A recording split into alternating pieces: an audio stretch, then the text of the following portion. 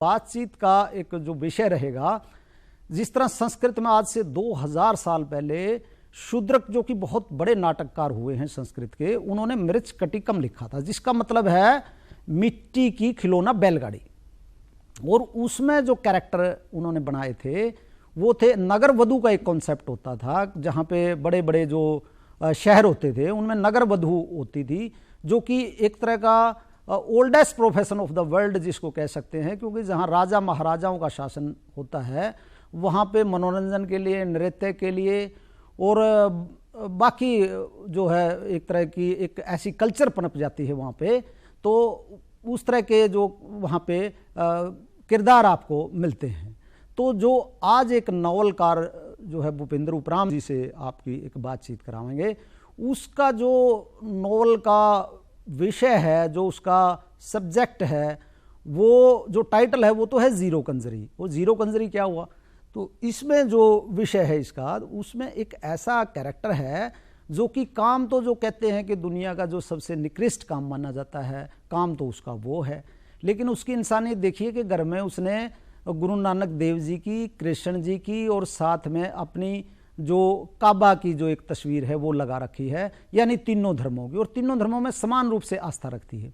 उसके बाद जब उसके दो कस्टमर होते हैं जिनके बीच में झगड़ा होता है, और उनमें से एक जो है चमन लाल, उसके साथ वो शादी कर लेता है। वो बहुत ही खूबसूरत औरत है देखने में।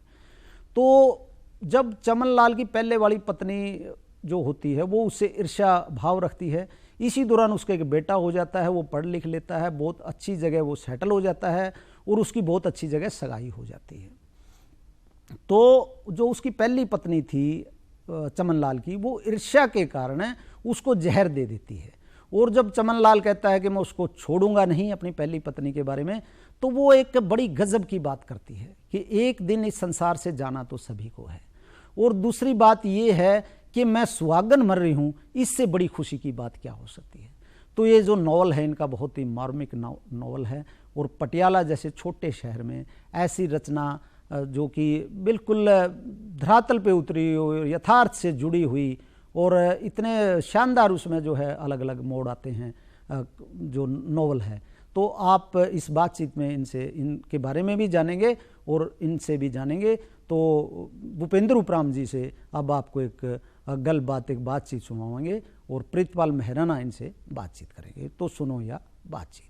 ਆਪਾਂ ਸਿਰਜਣਾ ਦੀ ਜੇ ਗੱਲ ਕਰੀਏ ਤਾਂ ਨਾਵਲ ਦੀ ਗੱਲ ਕਰਦੇ ਹਾਂ, ਕਵਿਤਾ ਦੀ ਗੱਲ ਕਰਦੇ ਹਾਂ, ਦੋਹੇ ਗੁਣਾਂ ਨਾਲ ਭਰਪੂਰ ਸ਼ਖਸੀਅਤ ਭੁਪਿੰਦਰ ਉਪਰਾਮ ਜੀ ਦੀ ਗੱਲ ਕਰਦੇ ਹਾਂ। ਅੱਜ ਉਹਨਾਂ ਦੇ ਨਾਲ ਆਪਾਂ ਮੁਲਾਕਾਤ ਕਰਵਾਉਣ ਜਾ ਰਹੇ ਹਾਂ। ਭੁਪਿੰਦਰ ਉਪਰਾਮ ਜੀ, ਤੁਹਾਡੀਆਂ ਸਾਹਿਤਕ ਰਚਨਾਵਾਂ ਦਾ ਪਾਠਕਾਂ ਦਾ ਸਵਾਗਤ ਜੀ। ਧੰਨਵਾਦ ਜੀ। ਗੱਲ ਕਰੀਏ ਜੀ, ਤੁਹਾਡੇ ਅੰਦਰ ਦੋਵੇਂ ਗੁਣ ਨੇ। ਤੁਸੀਂ ਇੱਕ ਚੰਗੇ ਸਾਹਿਤਕਾਰ ਹੋ, ਕਵੀ ਹੋ, ਨਾਵਲ ਲਿਖਦੇ ਹੋ। ਜੇਕਰ ਆਪਾਂ ਦੋਵਾਂ ਦੀ ਗੱਲ ਕਰੀਏ ਤਾਂ ਜਦੋਂ ਪ੍ਰਤੀਕਿਰਿਆ ਦੇਣੀ ਹੁੰਦੀ ਆ ਤਾਂ ਕਿਹੜਾ ਗੁਣ ਪਹਿਲ ਕਰਦਾ ਹੈ, ਯਾਨੀ ਕਿ ਪ੍ਰਤੀਕਿਰਿਆ ਕਵੀ ਵੱਲੋਂ ਹੁੰਦੀ ਆ ਜਾਂ ਫਿਰ ਇੱਕ ਨਾਵਲਿਸਟ ਵੱਲੋਂ? ਇਹਦੇ ਬਾਰੇ ਕੋਈ ਮਤਲਬ ਐਸਾ ਮਾਪਦੰਡ ਨਹੀਂ ਹੈ ਵੀ ਕਦੋਂ ਕੀ ਆਏਗਾ ਜੀ। ਇਹ ਜਦੋਂ ਕੁਝ ਜਾਗ ਪਏ, ਇਹ ਕੁਰੰਬਲ ਹੁੰਦੀ ਹੈ ਕਦੋਂ ਕਿਹੜੀ ਫੁੱਟਦੀ ਹੈ ਜੀ, ਤੇ ਉਹ ਕਲਮ ਚੱਕੀ ਜਾਂਦੀ ਹੈ ਤੇ ਅੱਖਰਾਂ ਦੇ ਸ਼ਬਦਾਂ ਦੇ ਰੂਪ ਵਿੱਚ ਸਾਹਮਣੇ ਆ ਜਾਂਦੀ ਹੈ। ਕੁਦਰਤ ਦਾ ਵਰਤਾਰਾ ਹੁੰਦਾ ਜੀ, ਉਹਦਾ ਕੋਈ ਸਮਾਂ ਨਹੀਂ ਹੁੰਦਾ। ਜਦੋਂ ਮਨ ਵਿੱਚ ਵਿਚਾਰ ਇੱਕ ਵਹਿਣ ਆਉਂਦਾ ਤਾਂ ਉਹ ਆਪਣਾ ਰਸਤਾ ਅਪਣਾ ਲੈਂਦੇ ਨੇ ਜੀ। ਭੁਪਿੰਦਰ ਸਿੰਘ ਜੀ, ਗੱਲ ਕਰੀਏ, ਤੁਹਾਡਾ ਇੱਕ ਨਾਵਲ ਹੈ, ਕਾਫੀ ਚਰਚਾ ਦਾ ਵਿਸ਼ਾ ਇਹ ਰਿਹਾ। ਇਹਦਾ ਇੱਕ ਟਾਈਟਲ ਵੀ ਵੱਖਰਾ ਹੈ। ਸਾਹਿਤਕ ਖੇਤਰ ਵਿੱਚ ਅਜਿਹੇ ਜਿਹੜੇ ਨਾਮ ਨੇ ਉਹ ਬਹੁਤ ਘੱਟ ਰਚਨਾਵਾਂ ਦੇ, ਬਹੁਤ ਘੱਟ ਨਾਵਲਾਂ ਦੇ ਹੁੰਦੇ ਆ। ਇੱਕ ਔਰਤ ਹੈ, ਜੀਰੋ ਨਾਮ ਦੀ ਔਰਤ ਹੈ, ਤੁਸੀਂ ਉਹਦਾ ਜ਼ਿਕਰ ਕੀਤਾ। ਸੰਭਾਵਨਾ ਇਹ ਵੀ ਹੈ, ਹੋ ਸਕਦਾ ਤੁਸੀਂ ਉਸ ਔਰਤ ਨੂੰ ਬਚਪਨ ਵਿੱਚ ਉਹਨਾਂ ਹਾਲਾਤਾਂ ਵਿੱਚ ਦੇਖਿਆ ਹੋਵੇ ਜਿਸ ਦਾ ਤੁਸੀਂ ਜ਼ਿਕਰ ਕੀਤਾ ਹੈ। ਇਹ ਸਾਡੇ ਦਰਸ਼ਕਾਂ ਨੂੰ ਦੱਸੋ ਜੀ, ਇਹ ਜਿਹੜੀ ਜੀਰੋ ਹੈ, ਇਹ ਔਰਤ ਹੈ, ਉਸ ਦੇ ਹਾਲਾਤ ਨੇ ਤੁਹਾਡੇ ਆਲੇ ਦੁਆਲੇ ਸੀ ਇਸ ਤਰ੍ਹਾਂ ਦੇ ਹਾਲਾਤ, ਤੇ ਕਿਸ ਤਰ੍ਹਾਂ ਦਾ ਵਿਸ਼ਾ ਵਸਤੂ ਤੁਸੀਂ ਇਸ ਵਿੱਚ ਪੇਸ਼ ਕੀਤਾ? ਜੀ ਹਾਲਾਤ ਬਿਲਕੁਲ ਪ੍ਰਤੱਖ ਦੇਖੇ ਨੇ, ਮੈਂ ਆਪਣੀ ਅੱਖੀਂ ਵੇਖੇ ਨੇ, ਹੰਡਾਏ ਨੇ ਜੀ। ਇਹਦੀ ਗੋਦੀ ਵਿੱਚ ਮੈਂ ਆਨੰਦ ਮਾਣਿਆ ਬਚਪਨ ਦਾ। ਅੱਛਾ ਜੀ। ਔਰ ਇਹ ਮੇਰੀ ਮਾਸੀ ਸੀ ਕਿਸਮ ਦੀ, ਸਮਝਿਆ ਜਾਵੇ ਤਾਂ ਮੈਨੂੰ ਮਾਸੀ ਹੀ ਕਹਿੰਦਾ ਹੁੰਦਾ ਸੀ। ਅੱਛਾ ਜੀ।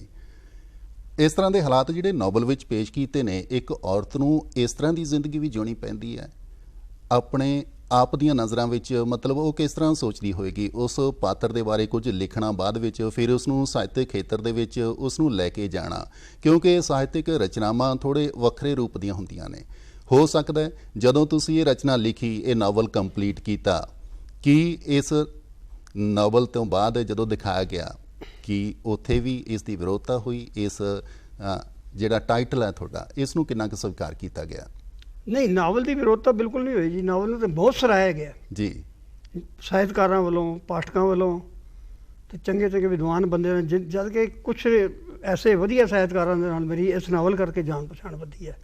ਸਰਾਹਿਆ ਗਿਆ, ਬਿਲਕੁਲ ਸਰਾਹਿਆ ਗਿਆ, ਕੋਈ ਇਹਦੀ ਮਤਲਬ ਨਿੰਦਾ ਨਹੀਂ। ਹਾਂ, ਇੱਕ ਮੈਨੂੰ ਮੇਰੇ ਰਾਈਟਰ ਨੇ ਜੀ, ਬੜੇ ਉੱਚ ਕੋਟੀ ਦੇ, ਮੈਂ ਨਾਂ ਨਹੀਂ ਲਵਾਂਗਾ, ਉਹਨਾਂ ਨੇ ਮੈਨੂੰ ਕਿਹਾ ਸੀ ਵੀ ਸ਼ਾਇਦ ਤੂੰ ਇਹ ਜਿਹੜਾ ਨਾਂ ਰੱਖਿਆ ਜੀ, ਨਾਂ ਤਾਂ ਨਾਵਲ ਦੇ ਮੁਤਾਬਕ ਬਿਲਕੁਲ ਢੁਕਵਾਂ ਹੈ ਜੀ, ਲੇਕਿਨ ਇਹ ਨਾਵਲ ਜਿਹੜਾ ਹੈ ਕੋਈ ਫੈਮਿਲੀ ਦੇ ਵਿੱਚ, ਪਰਿਵਾਰ ਦੇ ਵਿੱਚ ਆਪਣੇ ਟੇਬਲ ਤੇ ਨਹੀਂ ਰੱਖ ਸਕਦਾ, ਕਾਫੀ ਟੇਬਲ ਤੇ ਨਹੀਂ ਰੱਖ ਸਕਦਾ ਜੀ। ਕਿਤੇ ਦਿੱਕਤ ਪੇਸ਼ ਆਈ ਇਸ ਕਿਤਾਬ ਨੂੰ? ਇਹੀ ਦਿੱਕਤ ਹੈ ਜਿਹੜੀ ਪੇਸ਼ ਆਈ ਬਸ ਜੀ। ਇਸ ਦੇ ਨਾਲ ਜੁੜੀ ਹੋਰ ਆਪਾਂ ਗੱਲ ਕਰੀਏ, ਇਸ ਦੀ ਬੈਕਗ੍ਰਾਉਂਡ ਦੀ ਗੱਲ ਕਰੀਏ, ਉਸ ਪਾਤਰ ਦੀ ਗੱਲ ਕਰੀਏ। ਇਹ ਅਸਲ ਪਾਤਰ ਹੈ। ਤੁਸੀਂ ਆਖਿਆ ਕਿ ਤੁਸੀਂ ਗੋਦੀ ਵਿੱਚ ਵੀ ਖੇਡੇ ਹੋ, ਤੁਸੀਂ ਮਾਸੀ ਆਖਦੇ ਸੀ ਇਹਨਾਂ ਨੂੰ। ਉਹਨਾਂ ਹਾਲਾਤਾਂ ਦੀ ਗੱਲ ਕਰੀਏ, ਹਾਲਾਤ ਕਿਸ ਤਰ੍ਹਾਂ ਦੇ ਸੀ? ਉਸ ਬੈਕਗ੍ਰਾਉਂਡ ਜਿਹੜੀ ਤੁਸੀਂ ਉਸ ਵੇਲੇ ਦੇਖੀ ਜਾਂ ਫਿਰ ਇਸ ਔਰਤ ਨੇ ਸਹਿਣ ਕੀਤੀ, ਉਸ ਦਰਦ ਦੀ ਗੱਲ ਕਰਦੇ ਹਾਂ। ਦੇਖੋ ਜੀ, ਸਹਿਣ ਸ਼ਕਤੀ ਦੀ ਗੱਲ ਇੱਦਾਂ ਹੈ ਵੀ ਇਹ ਜਿਹੜੀ ਔਰਤ ਸੀ, ਇਹ ਇੱਕ ਬੜੀ ਮਾਣਮੱਤੀ ਔਰਤ ਸੀ ਜੀ। ਇਹਨੇ ਕਦੇ ਇਸ ਗੱਲ ਨੂੰ ਹੀਣ ਭਾਵਨਾ ਨਾਲ ਨਹੀਂ ਸੋਚਿਆ ਕਿ ਮੈਂ ਆਪਣੀ ਜ਼ਿੰਦਗੀ ਕਿਵੇਂ ਬਿਤਾ ਰਹੀ ਹਾਂ ਜੀ। ਇਹਨੇ ਜੋ ਵੀ ਲਾਈਫ ਬਿਤਾਈ ਹੈ ਉਹ ਮਾਣ ਨਾਲ ਹੀ ਬਿਤਾਈ ਹੈ ਜੀ। ਉਹ ਇੱਕ ਸਮਾਜ ਨੂੰ ਸਮਝ ਲਓ ਠੂਠਾ ਦਿਖਾ ਰਹੀ ਸੀ ਜੀ। ਵੀ ਤੁਸੀਂ ਜੋ ਸੋਚਦੇ ਹੋ ਸੋਚੀ ਜਾਓ, ਮੈਂ ਤਾਂ ਆਪਣੀ ਲਾਈਫ ਜੀਆਂਗੀ। ਤੇ ਮੇਰਾ ਬਚਪਨ ਜਿਹੜਾ ਤਕਰੀਬਨ ਅੱਧਾ ਬਚਪਨ ਤਾਂ ਸਮਝ ਲਓ ਇਹਦੀ ਗੋਦੀ ਵਿੱਚ ਹੀ ਬੀਤਿਆ। ਠੀਕ ਹੈ ਜੀ। ਤੇ ਸਕੂਲ ਤੋਂ ਆਉਣ ਤੋਂ ਬਾਅਦ ਮੈਂ ਤੇ ਖਾਣਾ ਖਾਂਦਾ ਸੀ ਤੇ ਇਹ ਮੇਰੇ ਵਾਸਤੇ ਖਾਣਾ ਇਹੀ ਬਣਾ ਕੇ ਰੱਖਿਆ ਕਰਦੀ ਸੀ। ਮੇਰੇ ਮਾਤਾ ਜੀ ਰਾਤ ਨੂੰ ਪਿਤਾ ਜੀ ਦੁਕਾਨ ਤੋਂ ਆਉਂਦੇ ਸੀ ਤੇ ਉਹਨੂੰ ਕਹਿੰਦੇ ਸੀ ਵੀ ਇਹ ਉਸ ਦੇ ਘਰ ਜਾ ਕੇ ਉਲਟ ਪੁਲਟ ਖਾਂਦਾ ਰਹਿੰਦਾ ਹੈ। ਅੱਛਾ ਜੀ। ਤੇ ਸਕੂਲੋਂ ਆ ਕੇ ਖਾਂਦਾ ਕੁਝ ਨਹੀਂ। ਪਹਿਲੇ ਤਾਂ ਮੈਂ ਸਮਝੀ ਮੈਨੂੰ ਭੁੱਖ ਨਹੀਂ ਲੱਗਦੀ, ਤੇ ਲੇਕਿਨ ਬਾਅਦ ਵਿੱਚ ਪਤਾ ਲੱਗਿਆ ਵੀ ਇਹ ਇੱਕ ਦਿਨ ਮੈਂ ਉੱਪਰ ਗਈ ਤੇ ਉਹਦੇ ਕੋਲ ਮੀਟ ਖਾ ਰਿਹਾ ਸੀ। ਅੱਛਾ ਅੱਛਾ ਜੀ। ਮੇਰੇ ਪਿਤਾ ਜੀ ਸਾਹਿਤਕ ਸੋਚ ਦੇ ਮਾਲਕ ਸਨ। ਉਹਨਾਂ ਨੇ ਮੈਨੂੰ ਥੋੜਾ ਜਿਹਾ ਝਾੜ ਚਮਤਾ ਕੀਤੀ, ਗੁੱਸੇ ਕਿਹਾ ਕੁਛ ਨਹੀਂ ਜੀ। ਤੇ ਇਹਨਾਂ ਮੈਨੂੰ ਜ਼ਰੂਰ ਕਿਹਾ ਵੀ ਅੱਗੋਂ ਉਸਦੇ ਹੱਥੋਂ ਮੀਟ ਨਹੀਂ ਖਾਣਾ। ਅੱਛਾ ਜੀ। ਮੈਂ ਸੋਚਿਆ ਵੀ ਲੈ ਵੀ ਇਹ ਤਾਂ ਕਹਿ ਰਹੇ ਮੀਟ ਨਹੀਂ ਖਾਣਾ, ਇਹ ਬਾਕੀ ਹੋਰ ਤੇ ਮੈਂ ਖਾ ਸਕਦਾ ਸਭ ਕੁਝ। ਠੀਕ ਹੈ ਜੀ। ਕਿਉਂਕਿ ਉਹ ਨਾਮ ਹੈ ਜਾਂ ਉਸ ਦੇ ਨਾਮ ਤੇ ਇਹ ਵੀ ਜ਼ਿਕਰ ਆਉਂਦਾ ਹੈ ਵੀ ਇੱਕ ਗਲੀ ਦਾ ਨਾਮ ਵੀ ਰੱਖਿਆ ਗਿਆ ਸਾਰਾ ਦੇ ਨਾਮ ਜੀ। ਹੁਣ ਜਿਹੜੀ ਗਲੀ 'ਚ ਅਸੀਂ ਰਹਿੰਦੇ ਸੀ ਜੀ, ਜੀ, ਇਹ ਧਰਮਪੁਰਾ ਬਾਜ਼ਾਰ ਤੇ ਪਿੱਛੇ ਖਾਲਸਾ ਮਹੱਲਾ ਗਲੀ, ਇਹ ਦੋਨਾਂ ਨੂੰ ਇੱਕ ਜੁਆਇੰਟ ਮਤਲਬ ਕਰਨ ਵਾਲੀ ਗਲੀ ਸੀ। ਛੋਟੀ ਤੰਗ ਗਲੀ ਸੀ ਜੀ, ਕੋਈ 4-5 ਫੁੱਟ ਚੌੜੀ ਸੀ। ਉਹਦੇ ਵਿੱਚ ਗਿਣਤੀ ਦੇ ਮਤਲਬ 6-7 ਘਰ ਸੀ ਜੀ।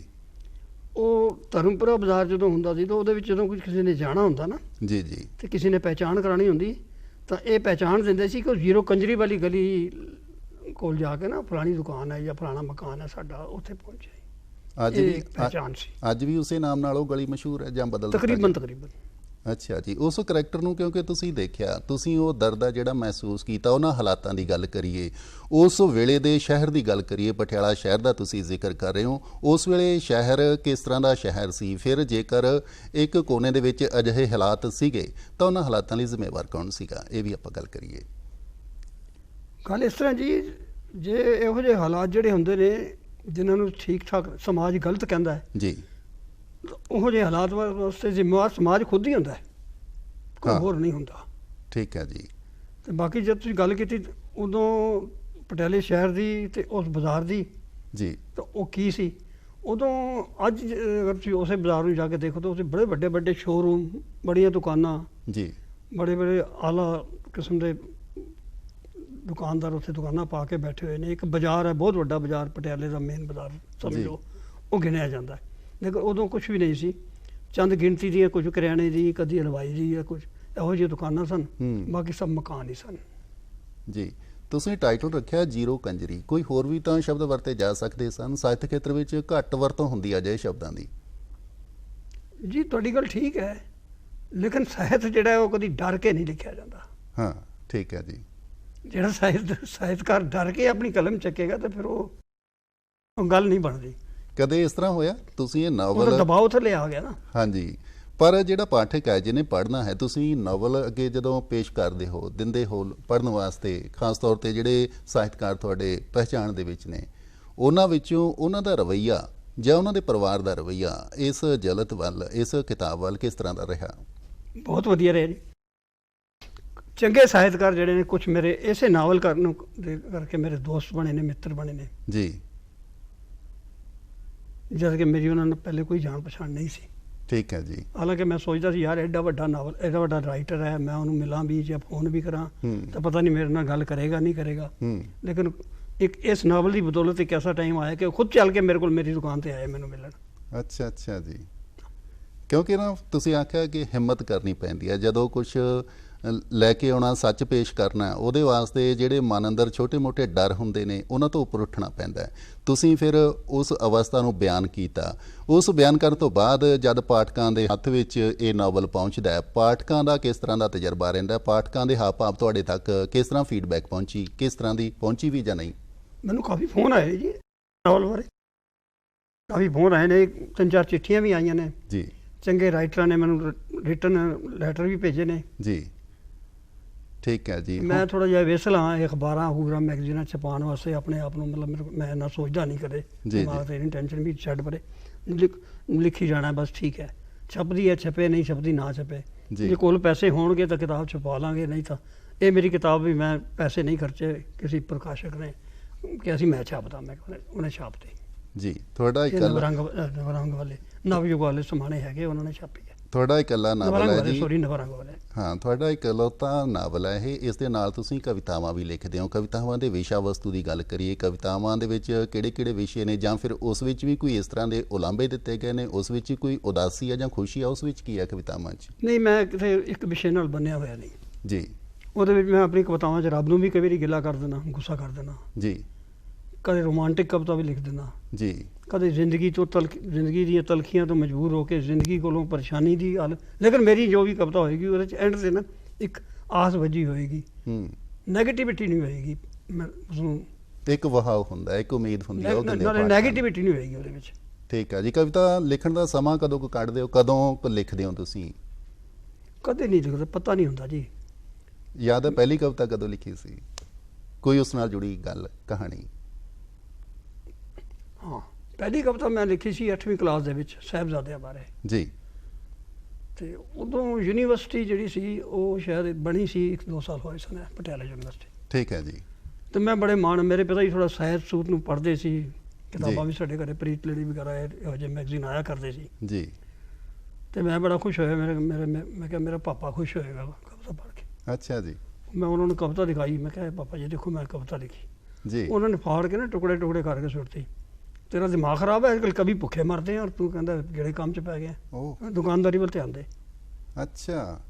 ਤੇ ਮੇਰੇ ਤੁਸੀਂ ਇੱਕ ਸੋਚ ਸਕਦੇ ਹੋ ਬੱਚੇ ਨੇ ਕਿੰਨੇ ਉਮੰਗ ਨਾਲ, ਕਿੰਨੇ ਚਾਵਾਂ ਨਾਲ ਇੱਕ ਚੀਜ਼ ਨੂੰ ਅਪਣਾਇਆ ਹੋਵੇ, ਇੱਕ ਪੈਸ਼ਨ ਨੂੰ ਅਪਣਾਇਆ ਹੋਵੇ, ਸ਼ੌਂਕ ਨੂੰ। ਇੱਕ ਤਰ੍ਹਾਂ ਦੀ ਪੇਰੈਂਟਸ ਵੱਲੋਂ ਜਦੋਂ ਅਜਿਹੇ ਸਕਿੱਲ ਨੂੰ, ਕੁਦਰਤ ਦੇ ਵਰਤਾਰੇ ਨੂੰ ਫਿਰ ਰਿਜੈਕਸ਼ਨ ਮਿਲਦੀ ਆ, ਮਨ ਵਿੱਚ ਦਰਦ ਹੁੰਦਾ, ਉਹ ਟੁਕੜੇ ਨੇ ਜਿਹੜੇ ਬਾਅਦ ਵਿੱਚ ਜੁੜੇ, ਜਾਂ ਫਿਰ ਉਹ ਕਵਿਤਾ ਕਿਸੇ ਰੂਪ ਵਿੱਚ ਆਈ ਜਾਂ ਉੱਥੇ ਖਤਮ ਹੋ ਗਈ? ਨਹੀਂ, ਇੱਕ ਪਰੇਸ਼ਾਨੀ ਰਹੀ ਮੇਰੇ ਮਨ ਵਿੱਚ ਕਿ ਯਾਰ ਮੇਰਾ ਬਾਪ ਅਗਰ ਉਸ ਨਾਲ ਇਹ ਹੋਇਆ ਵੀ ਮੇਰੇ ਜਿਹੜੀ ਕਵਿਤਾ ਲਿਖਣ ਦਾ ਰੁਝਾਨ ਸੀ ਨਾ, ਉਸਨੂੰ ਇੱਕ ਬੰਨ ਲੱਗ ਗਿਆ। ਫਿਰ ਮੈਂ 8-10 ਸਾਲ ਕੁਝ ਨਹੀਂ ਕਰ ਸਕਿਆ। ਅੱਛਾ ਜੀ। ਸਾਹਿਤ ਪੜ੍ਹਦਾ ਰਿਹਾ ਜੀ, ਕਵਿਤਾਵਾਂ ਬੰਨ ਜ਼ਰੂਰ ਲੱਗਿਆ ਬੜਾ ਤਕੜਾ। ਇਹ ਬੜਾ ਤਕੜਾ ਬੰਨ ਸੀ ਜਿਹੜਾ ਮੇਰੇ ਪਿਤਾ ਜੀ ਨੇ ਮੇਰੀ ਉਸ ਬਹਾਵ ਦੇ ਵਿੱਚ ਠੋਕਤਾ ਸੀ ਜੀ। ਫਿਰ ਹੋ ਸਕਦਾ ਉਹ ਬੰਨ ਜਿਹੜਾ ਉਹ ਪਾਣੀ ਦਾ ਇਕੱਠ ਸੀ, ਬੰਨ ਉਹ ਵਿਚਾਰਾਂ ਦਾ ਇਕੱਠ ਸੀ, ਉਹ ਹੜ ਬਣ ਕੇ ਵੀ ਕਈ ਵਾਰ ਨਿਕਲ ਜਾਂਦਾ ਹੈ, ਉਹ ਹੜ ਵੀ ਬਣ ਜਾਂਦਾ ਹੈ। ਤੁਹਾਡੇ ਨਾਮ ਦੇ ਨਾਲ ਉਪਰਾਮ ਲੱਗਿਆ, ਉਪਰਾਮ ਮੀਨਸ ਉਦਾਸੀ। ਹਾਂਜੀ। ਇਹ ਉਦਾਸੀ ਕਿੱਥੋਂ ਕਿੱਥੋਂ ਮਿਲੀ, ਕਿੰਨੀ ਕੁ ਉਦਾਸੀ ਹੈ, ਇਹਦੇ ਵਿੱਚੋਂ ਵੀ ਕੀ ਕੋਈ ਉਮੀਦ ਨਿਕਲਦੀ ਹੈ, ਜਾਂ ਇਹਦੇ ਵਿੱਚ ਹੋਰ ਕੀ ਕੀ ਆ? पत्थर के जिगर वालों मेरे गम में वो रवानी है, खुद ही राह बना लेगा बहता हुआ पानी। क्या बात है जी। रस्ते उदासियां जो ना कटे थे, फिर कादे कटे फिर ਉਦਾਸੀਆਂ ਕਿਸ ਤਰ੍ਹਾਂ ਦੀਆਂ ਸੀਗੀਆਂ, ਕਿਸ ਤਰ੍ਹਾਂ ਦੀ ਸਾਈਡ? ਕਈ ਕਿਸਮ ਦੀਆਂ ਜੀ ਉਦਾਸੀਆਂ ਹੁੰਦੀਆਂ, ਕਿਉਂਕਿ ਨਾ ਉਮਰ ਦੇ ਵੱਖ-ਵੱਖ ਵੇਗ ਆਉਂਦੇ ਆ, ਉਮਰ ਦੇ ਪਹਿਲੂ ਹੁੰਦੇ ਆ, ਉਹਦੇ ਨਾਲ ਜੁੜੀਆਂ ਕੁਝ ਖਾਸ ਉਦਾਸੀਆਂ ਜਾਂ ਸਮੇਂ ਨੇ ਦਿੱਤੀਆਂ, ਸਮਾਜ ਨੇ ਦਿੱਤੀਆਂ, ਜਾਂ ਖੁਦ ਸੇੜੀਆਂ?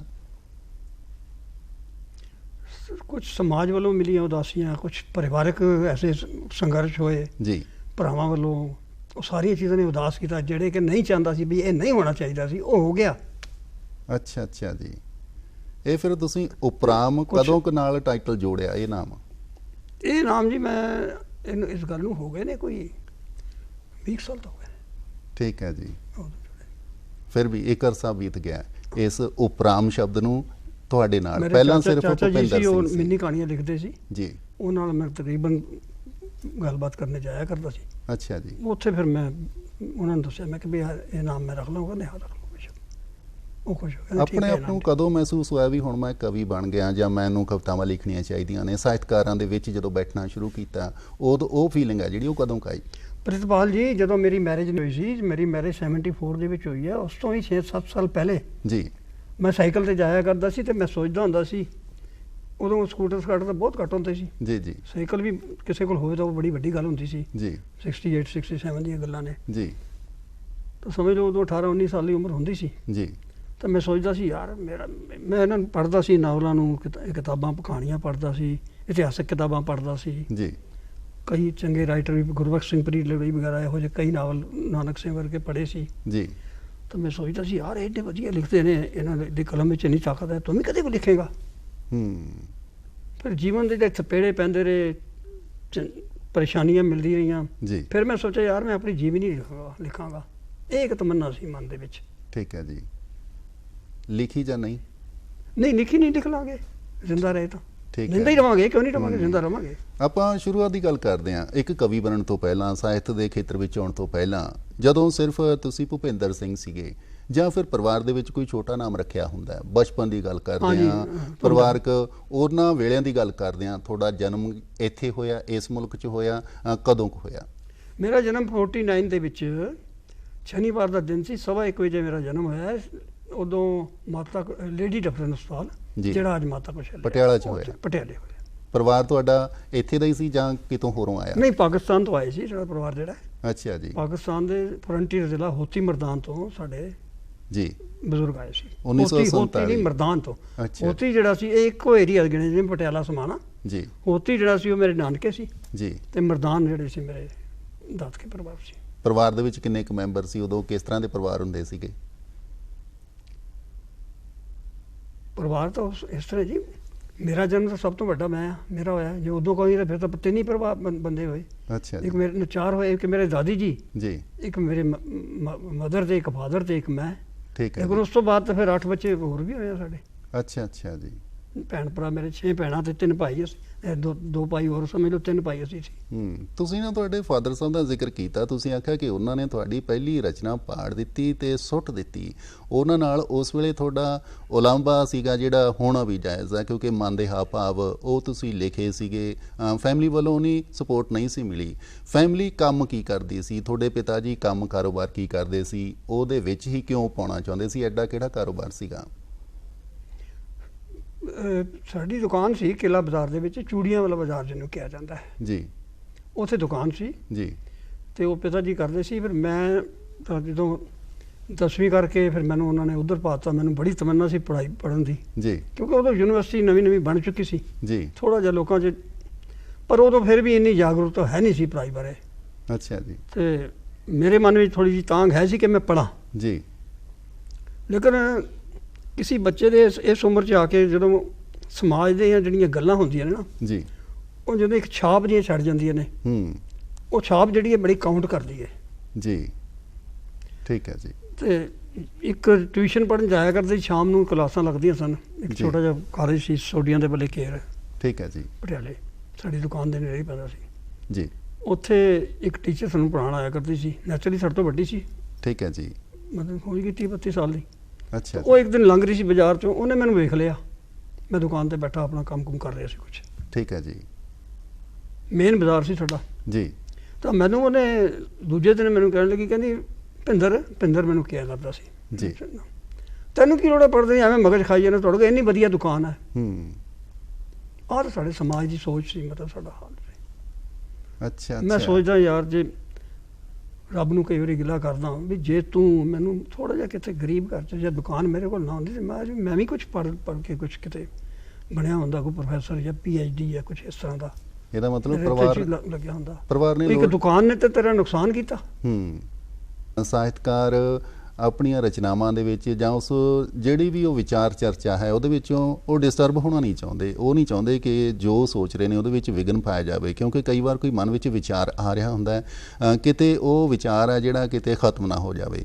ਇਸ ਕਰਕੇ ਉਹ ਵਿਗਨ ਜਾਂ ਡਿਸਟਰਬ ਹੋਣਾ ਪਸੰਦ ਨਹੀਂ ਕਰਦੇ। ਉਹ ਇੱਕ ਇਕੱਲਤਾ ਵੀ ਹੁੰਦੀ ਹੈ, ਇੱਕ ਅਲੱਗ ਮਾਹੌਲ ਜਿਹਾ ਹੁੰਦਾ ਹੈ। ਹੁਣ ਗੱਲ ਕਰੀਏ ਤੁਹਾਡੇ ਵੇਲਿਆਂ ਤੋਂ ਲੈ ਕੇ ਹੁਣ ਤੱਕ ਹੈ ਜਿਹੜਾ ਮਾਹੌਲ, ਉਹ ਇਕੱਲਤਾ ਕਾਫੀ ਭੰਗ ਹੋ ਚੁੱਕੀ ਹੈ। ਆਪਾਂ ਗੱਲ ਕਰਦੇ ਹਾਂ ਇੰਟਰਨੈਟ ਦਾ ਯੁੱਗ ਹੈ, ਬੜੀ ਤੇਜ਼ੀ ਨਾਲ ਆ ਗਿਆ। ਸਾਹਿਤ ਦੇ ਖੇਤਰ ਦੇ ਵਿੱਚ ਜਿਹੜੇ ਰਚਨਾਵਾਂ ਲਿਖਦੇ ਨੇ, ਜਦੋਂ ਤੁਸੀਂ ਇਕੱਲਤਾ ਵਿੱਚ ਬੈਠੇ ਹੁੰਦੇ ਹੋ, ਸਾਹਿਤ ਦੇ ਖੇਤਰ ਵਿੱਚ ਇਕਾਗਰਤਾ ਹੈ ਜਿਹੜੀ ਬਹੁਤ ਛੇਤੀ ਭੰਗ ਹੁੰਦੀ ਹੈ। ਬਹੁਤ ਸਾਰੀਆਂ ਆਪਸ਼ਨਾਂ ਸਾਡੇ ਹੱਥਾਂ 'ਚ ਹੁੰਦੀਆਂ ਨੇ, ਮੋਬਾਈਲ ਸਾਡੇ ਹੱਥ 'ਚ ਨੇ। ਦੋਵਾਂ ਦੇ ਵਿੱਚ ਜੇਕਰ ਹੁਣ ਫਰਕ ਮਹਿਸੂਸ ਕਰਦੇ ਹੋ, ਕਿਤਾਬ ਤੇ ਹੱਥ ਵਿੱਚ ਮੋਬਾਈਲ ਹੈ ਜਾਂ ਇੰਟਰਨੈਟ ਹੈ, ਦੋਵਾਂ ਦੇ ਵਿੱਚੋਂ ਲੱਗ ਨਹੀਂ ਰਿਹਾ, ਕਿਤੇ ਕਿਤੇ ਇੰਟਰਨੈਟ ਅੱਗੇ ਨਿਕਲ ਗਿਆ, ਕਿਤਾਬ ਥੋੜੀ ਜਿਹੀ ਪਿੱਛੇ ਰਹਿ ਗਈ ਹੈ, ਕਿਉਂਕਿ ਤੁਸੀਂ ਕਿਤਾਬਾਂ ਲਿਖਣ ਵਾਲੇ ਹੋ। ਕੀ ਮਹਿਸੂਸ ਕਰਦੇ ਹੋ? ਠੀਕ ਹੈ, ਉਹ ਅੱਗੇ ਨਿਕਲ ਗਿਆ, ਇੰਟਰਨੈਟ, ਟੀਵੀ ਜੀ, ਆਪਣਾ ਮੋਬਾਈਲ, ਇਹ ਅੱਗੇ ਜ਼ਰੂਰ ਨਿਕਲ ਗਿਆ ਹੈ, ਪਰ ਇਨਸਾਨ ਪਿੱਛੇ ਰਹਿ ਜਾਏਗਾ, ਮਨੁੱਖ ਪਿੱਛੇ ਰਹਿ ਜਾਏਗਾ ਜੀ। ਮਨੁੱਖ ਇਵੇਂ ਪਿੱਛੇ ਰਹਿ ਜਾਏਗਾ ਕਿ ਜੋ ਕੁਝ ਉੱਥੇ ਹੈ ਉਹਦੇ ਵਿੱਚ ਦਿਖਾਇਆ ਜਾ ਰਿਹਾ, ਉਹ ਮਨੁੱਖ ਜਿਹੜੇ ਤਾਂ ਚੰਗੇ ਵਿਦਵਾਨ ਬੰਦੇ ਨੇ ਉਹ ਮੋਬਾਈਲ ਦੇ ਵਿੱਚੋਂ ਵੀ ਬੜਾ ਕੁਝ ਵਧੀਆ ਲੱਭ ਲੈਂਦੇ ਨੇ ਜੀ। ਲੇਕਿਨ ਕਈ ਜਿਹੜੇ ਲੋਕ ਨੇ ਉਹ ਮੋਬਾਈਲ ਦੇ ਵਿੱਚ ਇੰਨਾ ਉਲਝ ਗਏ ਨੇ ਕਿ ਉਹਦੇ ਵਿੱਚ ਬੜਾ ਕੁਝ ਜਿਹੜਾ ਇਹੋ ਜਿਹਾ ਲੈ ਰਹੇ ਨੇ ਜਿਹੜਾ ਕਿ ਉਹਨਾਂ ਦਾ ਪੇਟ ਵੀ ਖਰਾਬ ਕਰ ਰਿਹਾ ਤੇ ਉਹਨਾਂ ਦਾ ਕਰੈਕਟਰ ਵੀ ਖਰਾਬ ਕਰ ਰਿਹਾ ਤੇ ਉਹਨਾਂ ਦੇ ਵਿਚਾਰਾਂ ਨੂੰ ਵੀ ਢਾਹ ਲਾ ਰਿਹਾ। ਔਰ ਕਿਤਾਬ ਦੀ ਦੁਨੀਆ ਦੀ ਕਿਤਾਬਾਂ ਵੱਲ ਜਿਹੜਾ ਝੁਕਾਅ ਹੈ ਲੋਕਾਂ ਦਾ ਘੱਟ ਜ਼ਰੂਰ ਰਿਹਾ ਹੈ। ਅੱਛਾ ਜੀ। ਲੇਕਿਨ ਹੀਰਾ ਤਾਂ ਹੀਰਾ ਹੈ। ਮੋਤੀ ਅਸਲੀ ਮੋਤੀ ਤਾਂ ਮੋਤੀ ਹੈ, ਨਕਲੀ ਮੋਤੀ ਨਾਲ ਤੁਸੀਂ ਮਾਲਾ ਵੱਡੀ ਬਣਾ ਲਓ ਤੇ ਮੋਤੀ ਇੱਕ ਅਸਲੀ ਹੋਵੇ। ਕਿਤਾਬ ਕੋਈ ਵੀ ਹੋਵੇ, ਮੇਰੀ ਜਾਂ ਕਿਸੇ ਦੀ ਵੀ ਜੀ ਜੀ, ਜੇ ਉਸ ਕਿਤਾਬ ਵਿੱਚ ਚੰਗੀ ਲਿਖਤ ਹੈ, ਉਹ ਜਿਹੜਾ ਉਹਦਾ ਇੱਕ ਇੱਕ ਅੱਖਰ ਹੈ ਜੀ, ਉਹ ਇੱਕ ਸੇਧ ਦੇਣ ਵਾਲਾ ਹੁੰਦਾ, ਇੱਕ ਇੱਕ ਸ਼ਬਦ ਜਿਹੜਾ ਉਹ ਇੱਕ ਸੇਧ ਦੇਣ ਵਾਲਾ ਹੁੰਦਾ ਹੈ। ਜਿਹੜਾ ਪੜ੍ਹਨ ਵਾਲਾ ਹੈ ਉਹ ਪੜ੍ਹ ਕੇ ਫਿਰ ਉਸ 'ਤੇ ਵਿਚਾਰ ਕਰ ਸਕਦਾ ਹੈ ਕਿ ਇਹ ਸ਼ਬਦ ਜਿਹੜਾ ਲਿਖਣ ਵਾਲੇ ਨੇ ਲਿਖਿਆ ਇਹਦੇ ਵਿੱਚ ਜੀ ਕੀ ਉਹ ਕਹਿਣਾ ਚਾਹੁੰਦਾ ਹੈ ਔਰ ਕੀ ਮੈਨੂੰ ਸੇਧ ਮਿਲਦੀ ਹੈ। ਕਿਉਂਕਿ ਨਾ ਮੂਲ ਆਧਾਰ ਫਿਰ ਸ਼ਬਦ ਹੀ ਰਹਿੰਦਾ, ਭਾਵੇਂ ਅਸੀਂ ਇੰਟਰਨੈਟ ਦੀ ਦੁਨੀਆ 'ਚ ਹੋਈਏ, ਭਾਵੇਂ ਅਸੀਂ ਕਿਤਾਬਾਂ ਦੀ ਦੁਨੀਆ 'ਚ, ਸਾਡੀ ਸ਼ਬਦ ਨੇ ਅਗਵਾਈ ਕਰਨੀ ਆ, ਸੋਚ ਨੇ ਅਗਵਾਈ ਕਰਨੀ। ਢਾਬਿਆਂ ਤੇ ਜਿੰਨੀ ਮਰਜ਼ੀ ਰੋਟੀ ਖਾਣਾ ਖਾਂਦੇ ਰਹੋ, ਹੋਟਲਾਂ ਤੇ ਕਿੰਨਾ ਮਰਜ਼ੀ ਖਾਣਾ ਖਾਂਦੇ ਰਹੋ, ਐਂਡ ਤੁਹਾਡਾ ਜਿਹੜੀ ਤਾਂ ਕਹਿੰਦਾ ਉਧਰ ਜੁੜੀ ਰਹੇਗੀ ਕਿ ਕਦੋਂ ਘਰ ਜਾਵਾਂਗਾ ਤੇ ਮਾਂ ਦੀ ਰੋਟੀ ਖਾਵਾਂਗਾ। ਗੱਲ ਕਰੀਏ ਤੁਹਾਡੀਆਂ ਰਚਨਾਵਾਂ, ਹਾਂ, ਇਸ ਕਸ਼ਮਕਸ਼ ਦੇ ਵਿਚਕਾਰ ਅੱਜ ਦੇ ਦੌਰ ਵਿੱਚ ਜੇਕਰ ਤੁਸੀਂ, ਚਲੋ ਠੀਕ ਹੈ ਇੰਟਰਨੈਟ ਦਾ ਯੁੱਗ ਹੈ, ਕਵਿਤਾਵਾਂ ਵੀ ਲਿਖਦੇ ਹੋ, ਹੁਣ ਵੀ ਕੁਝ ਲਿਖਦੇ ਹੋ, ਕੀ ਕੋਈ ਅਧੂਰੀਆਂ ਰਚਨਾਵਾਂ ਹਾਲੇ ਵੀ ਹੈਗੀਆਂ ਨੇ? ਕਦੋਂ ਤੱਕ ਪੂਰੀਆਂ ਹੋਣਗੀਆਂ ਪਾਠਕਾਂ ਤੱਕ? ਹੁਣ ਆਉਣ ਵਾਲੇ ਸਮੇਂ ਦੇ ਵਿੱਚ ਕੀ ਲਿਆਉਣ ਦੀ ਉਮੀਦ ਆ? ਦੇਖੋ ਜੀ, ਹੁਣ ਇੱਕ ਨਾਵਲ ਤਾਂ ਮੇਰਾ ਖਰੜਾ ਤਿਆਰ ਹੈ। ਅੱਛਾ, ਉਹਦੇ 'ਚ ਪਾਉਣ ਬਾਰੇ ਸੋਚ ਰਿਹਾ ਵੀ ਮੈਂ ਫਿਲਹਾਲ ਜੇ ਮੈਂ ਆਰਥਿਕ ਤੌਰ 'ਤੇ ਥੋੜ੍ਹਾ ਜਿਹਾ ਪੈਸੇ ਖਰਚਣ ਯੋਗ ਨਹੀਂ ਹੈਗਾ। ਕਿਸੇ ਪ੍ਰਕਾਸ਼ਕ ਨਾਲ ਗੱਲ ਕਰਾਂ, ਜੇ ਉਹਨੇ ਛਾਪ ਦਿੱਤਾ ਤਾਂ ਠੀਕ ਹੈ ਜੀ। 2 ਕਿਤਾਬਾਂ ਮੇਰੀਆਂ ਆ ਰਹੀਆਂ ਨੇ ਜੀ, ਜਿਹੜੇ ਸਮਾਣਾ ਨਵਯੁੱਗ ਵਾਲੇ ਛਾਪ ਰਹੇ ਨੇ ਜੀ। ਇੱਕ ਮਹਾਰਾਣਾ ਪ੍ਰਤਾਪ, ਉਹ ਖਰੜਾ ਮੈਂ ਛਾਪ ਕੇ ਸੰਪੂਰਨ ਕਰਕੇ ਉਹਨਾਂ ਨੂੰ ਦੇ ਦਿੱਤਾ ਜੀ। ਇੱਕ ਪ੍ਰਿਥਵੀਰਾਜ ਚੌਹਾਨ ਬਾਰੇ, ਉਹਦੇ ਮੁਹੰਮਦ ਗੋਰੀ ਨਾਲ ਉਹਦੀ ਮੌਤ ਤੱਕ ਉਹਦੀ ਹਿਸਟਰੀ ਹੈ ਜੀ, ਉਸ 'ਤੇ ਮੈਂ ਕੰਮ ਕਰ ਰਿਹਾ ਜੀ। ਤੇ ਇੱਕ ਨਾਵਲ ਮੇਰਾ ਕੰਪਲੀਟ ਪਿਆ। ਉਹ ਇਹ ਜਿਹੜੀਆਂ 2 ਕਿਤਾਬਾਂ ਤੁਹਾਨੂੰ ਦੱਸੀਆਂ ਨੇ, ਮਹਾਰਾਣਾ ਪ੍ਰਤਾਪ, ਇਹ ਸੰਗਮ ਉਹ ਨਵਯੁੱਗ ਵਾਲੇ ਆਪ ਛਾਪਣਗੇ, ਉਹਨਾਂ ਨੇ ਮੈਨੂੰ ਆਪ ਹੀ ਦਿੱਤੀਆਂ ਸੀ ਵੀ ਇਸ ਕੰਪਲੀਟ ਕਰਕੇ ਦਿਓ, ਅਸੀਂ ਛਾਪਾਂਗੇ। ਲੇਕਿਨ ਜਿਹੜਾ ਮੇਰਾ ਨਾਵਲ ਹੈ ਉਹਦੇ ਬਾਰੇ ਮੇਰੀ ਕਿਸੇ ਨਾਲ ਅਜੇ ਗੱਲ ਨਹੀਂ ਹੋਈ। ਉਹਦੇ ਬਾਰੇ ਗੱਲ ਕਰਾਂਗਾ ਜੇ ਕੋਈ ਪ੍ਰਕਾਸ਼ਕ ਛਾਪ ਦੇਵੇ, ਕਿਉਂਕਿ ਮੈਂ ਇੰਨੀ ਸਮਰੱਥਾ ਨਹੀਂ ਰੱਖਦਾ ਕਿ 25-30 ਹਜ਼ਾਰ ਰੁਪਏ ਨਾਵਲ ਦੇ ਹੋਰ ਖਰਚ ਕਰ ਸਕਾਂ। ਕਵਿਤਾ ਦੀ ਗੱਲ ਕਰੀਏ ਸਾਡੇ ਦਰਸ਼ਕਾਂ ਨਾਲ, ਉਹ ਵੀ ਤੁਸੀਂ ਸਾਂਝੀ ਕਰੋ ਜੀ। ਹਾਂ ਜੀ, ਕਵਿਤਾ ਵਿੱਚ ਤਾਂ ਮੈਂ ਜੋ ਕੁਝ ਅਸੀਂ ਦੇਖਦੇ ਹਾਂ ਸਮਾਜ ਵਿੱਚ ਜੋ ਹੋ ਰਿਹਾ ਵਰਤਾਰਾ, ਤੁਹਾਡੀ ਕਵਿਤਾ ਹੈ ਮੈਂ ਆਦਮੀ ਨਹੀਂ ਬਣ ਸਕਦਾ। ਆਦਮੀ ਹੈ ਹੀ ਨਹੀਂ ਜੀ। ਤਾਂ ਉਹਦੇ 'ਚ ਪਰੇਸ਼ਾਨ ਹੋ ਜਾਂਦਾ ਬੰਦਾ ਵੀ ਇਹ ਲੋਕ ਕੀ ਹੋ ਗਿਆ ਇਹਨਾਂ ਦੀ ਸੋਚ ਨੂੰ ਜੀ, ਕਿਉਂ ਇਸ ਤਰ੍ਹਾਂ ਦੀਆਂ ਗੱਲਾਂ ਕਰਦੇ ਨੇ ਜੀ ਜੀ। ਤਾਂ ਉਹ ਇਹਨਾਂ ਵਰਤਾਰਿਆਂ ਕਰਕੇ ਜਦੋਂ ਭਾਵਨਾ ਆਉਂਦੀ ਹੈ ਮਨ ਵਿੱਚ, ਕਿ ਵਿਚਾਰ ਉੱਠਦੇ ਨੇ, ਆਦਮੀ ਲਿਖ ਛੱਡਦਾ ਹੈ। ਤਾਂ ਮੈਂ ਇੱਕ ਛੋਟੀ ਜਿਹੀ ਕਵਿਤਾ ਲਿਖੀ ਸੀ ਜੀ। ਸਿਰਲੇਖ ਇਹਦਾ ਇਹ ਹੈ ਕਿ ਮੈਂ ਆਦਮੀ ਨਹੀਂ ਬਣ ਸਕਦਾ। ਇਹ ਮੈਂ ਮਤਲਬ ਮੈਂ ਇਕੱਲਾ ਨਹੀਂ, ਮੈਂ ਸਾਰੇ ਸਮਾਜ, ਸਾਰੀ ਆਮ ਲੋਕ, ਸਾਰੇ ਉਹਨਾਂ ਵਾਸਤੇ ਹੀ ਮੁਖਾਤਬ ਹਾਂ ਕਿ ਮੈਂ, ਉਹ ਸਾਰੇ ਮੈਂ ਨੇ, ਇਹ ਮੈਂ ਵੀ ਸਾਰੇ ਆਉਂਦੇ ਨੇ। ਮੈਂ ਡਰਦਾ ਹਾਂ, ਪਲ ਪਲ ਮਰਦਾ ਹਾਂ। ਮੈਂ ਡਰਦਾ ਹਾਂ, ਪਲ ਪਲ ਮਰਦਾ ਹਾਂ। ਮੈਂ ਰੱਬ ਤੋਂ ਡਰਦਾ ਹਾਂ, ਮੈਂ ਮੌਤ ਤੋਂ ਡਰਦਾ ਹਾਂ। ਮੈਂ ਇੱਜ਼ਤ ਤੋਂ ਡਰਦਾ ਹਾਂ, ਪਹਿਚਾਣ ਆਪਣੀ ਮੈਂ ਭੁੱਲ ਗਿਆ, ਗੰਦੀ ਹਵਾ 'ਚ ਰੁਲ ਗਿਆ। ਹੀਰੇ ਜੈਸਾ ਜਨਮ ਸੀ, ਕੋਡੀਆਂ ਦੇ ਭਾਅ ਤੁਲ ਗਿਆ। ਮੈਨੂੰ ਮੁੰਦਰਾਂ ਰੜਕਦੀਆਂ, ਮੈਨੂੰ ਜਨੇਊ ਅਖਰਦੇ। ਅੱਛਾ ਜੀ। ਮੈਨੂੰ ਸੁਣਤਾਂ ਚੁੱਭਦੀਆਂ, ਮੈਨੂੰ ਦਾੜੀਆਂ ਪਰੇਸ਼ਾਨ ਕਰਦੀਆਂ। ਸ਼ਾਇਦ ਮੈਂ ਹੈਵਾਨ ਬਣ ਗਿਆ, ਮੈਂ ਤਾਂ ਸੱਚੀ ਮੁੱਚੀ ਸ਼ੈਤਾਨ ਬਣ ਗਿਆ। ਮੇਰੇ ਤੋਂ ਤਾਂ ਸੂਰ ਵੀ ਚੰਗਾ, ਮੇਰੇ ਤੋਂ ਮੱਝ ਵੀ ਚੰਗੀ, ਮੇਰੇ ਤੋਂ ਝੋਟਾ ਵੀ ਚੰਗਾ, ਗੱਧਾ ਤਾਂ ਮੇਰੇ ਤੋਂ ਬਹੁਤ ਹੀ ਚੰਗਾ, ਆਪਣੇ ਮੂਲ ਤੋਂ ਮੈਂ ਦੂਰ ਜਾ ਰਿਹਾ, ਰੱਬ ਦੀਆਂ ਦਰਗਾਹਾਂ ਤੇ ਜ਼ਰੂਰ ਜਾ ਰਿਹਾ। ਬਹੁਤ ਵੱਡੀ ਗੱਲ ਹੈ, ਬਹੁਤ ਵੱਡਾ। ਆਪਣੇ ਮੂਲ ਤੋਂ ਮੈਂ ਦੂਰ ਜਾ ਰਿਹਾ, ਰੱਬ ਦੀਆਂ ਦਰਗਾਹਾਂ ਤੇ ਜ਼ਰੂਰ ਜਾ ਰਿਹਾ। ਵਾਹ ਜੀ। ਰੂਹਾਂ ਤੜਪਾਈ ਜਾਣਾ, ਹਿਰਦੇ ਬਲੂੰਦਰੀ ਜਾਣਾ। ਰੂਹਾਂ ਤੜਪਾਈ ਜਾਣਾ, ਹਿਰਦੇ ਬਲੂੰਦਰੀ ਜਾਣਾ। ਪਾਪ ਪੁੰਨ ਦੀ ਸਮਝ ਨਹੀਂ, ਹੋਮੇ ਨੂੰ ਪੱਠੇ ਜ਼ਰੂਰ ਪਾ ਰਿਹਾ। ਕਾਸ਼ ਅੰਤਮ ਯਾਤਰਾ ਵੇਲੇ ਕਹਿ ਸਕਦਾ, ਮੈਂ ਇਸ ਦੁਨੀਆ ਤੋਂ ਬੇਕਸੂਰ ਜਾ ਰਿਹਾ। ਵਾਹ ਜੀ ਵਾਹ, ਬਹੁਤ ਖੂਬ, ਬਹੁਤ ਵੱਡੀ ਸੱਚਾਈ ਲਿਖੀ ਹੈ ਤੁਸੀਂ। ਸੋ ਭੁਪਿੰਦਰ ਉਪਰਾਮ ਜੀ, ਖੁੱਲੀ ਕਿਤਾਬ ਦੇ ਵਾਂਗ ਤੁਸੀਂ ਆਪਣੀ ਜ਼ਿੰਦਗੀ ਦੇ ਇੱਕ ਇੱਕ ਪੰਨੇ ਨੂੰ ਸਾਡੇ ਦਰਸ਼ਕਾਂ ਨਾਲ ਖੋਲ੍ਹਿਆ, ਆਪਣੀਆਂ ਕਵਿਤਾਵਾਂ ਤੋਂ ਜਾਣੂ ਕਰਵਾਇਆ, ਆਪਣੇ ਅਲਫਾਜ਼ਾਂ ਦੀ, ਭਾਵਾਂ ਦੀ ਸਾਂਝ ਪਾਈ। ਜ਼ਿੰਦਗੀ ਦੇ ਸਫ਼ਰ ਦੇ ਵਿੱਚ ਇਸੇ ਤਰ੍ਹਾਂ ਫਿਰ ਕਿਸੇ ਨਾ ਕਿਸੇ ਦਿਨ ਮੁਲਾਕਾਤ ਹੋਏਗੀ। ਤੁਸੀਂ ਸਮਾਂ ਕੱਢਿਆ, ਸਟੂਡੀਓ 'ਚ ਆਏ, ਤੁਹਾਡਾ ਬਹੁਤ ਬਹੁਤ ਸ਼ੁਕਰੀਆ।